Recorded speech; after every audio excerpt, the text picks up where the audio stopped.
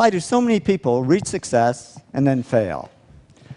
Well, one of the big reasons is we think success is a one-way street. So we do everything that leads up to success, but then we get there, we figure we made it, we sit back in our comfort zone, and we actually stop doing everything that made us successful. And it doesn't take long to go downhill. And I can tell you this happens because it happened to me. Reaching success, I worked hard, I pushed myself, but then I stopped because I figured, oh, you know, I've made it. I can just sit back and relax. Reaching success, I always tried to improve and do good work, but then I stopped because I figured, hey, I'm good enough. I don't need to improve anymore. Reaching success, I always was pretty good at coming up with good ideas because I did all these simple things that lead to ideas. But then I stopped because I figured I was this hotshot guy and I shouldn't have to work at ideas. They should just come like magic. And the only thing that came was creative block. I couldn't come up with any ideas. Reaching success, I always focused on clients and projects and ignored the money.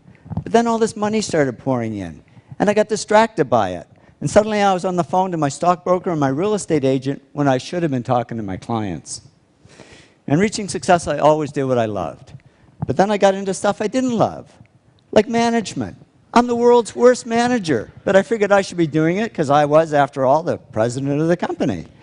Well, soon a black cloud formed over my head, and here I was, outwardly very successful, but inwardly very depressed. But I'm a guy. I knew how to fix it. I bought a fast car.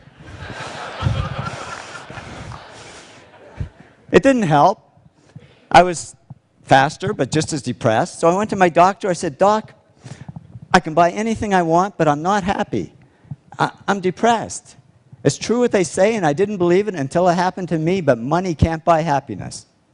He said, no, but it can buy Prozac. And he put me on antidepressants. And yeah, the black cloud faded a little bit, but so did all the work. Because I was just floating along. I couldn't care less if clients ever called. And clients didn't call. Because they could see I was no longer serving them, I was only serving myself. So they took their money and their projects to others who would serve them better. Well, it didn't take long for business to drop like a rock. My partner and I, Tom, we had to let all our employees go. It was down to just the two of us, and we were about to go under. And that was great, because with no employees, there was nobody for me to manage. So I went back to doing the projects I loved.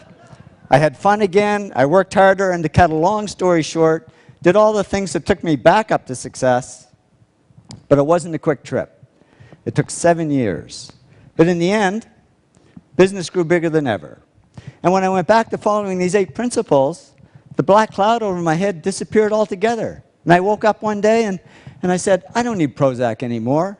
And I threw it away and haven't needed it since. I learned that success isn't a one-way street. It doesn't look like this. It really looks more like this. It's a continuous journey.